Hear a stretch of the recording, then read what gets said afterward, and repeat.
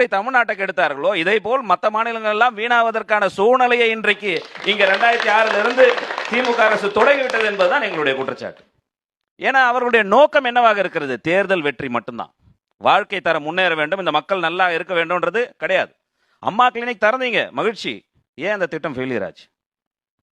சிந்திக்க வேண்டுமா வேண்டாமா? அது திமுக அரசு மூடிவிட்டது, திமுக அரசு கைவிட்டு விட்டது.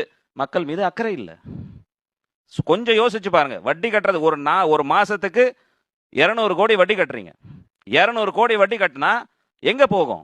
வட்டி கட்டுவதற்காக செலவழிக்கிறீர்களே தவிர மூலதன செலவிற்கு என்ன செய்திருக்கிறீர்கள் என்பதுதான் எங்களுடைய மீண்டும் ஒரு கேள்வி.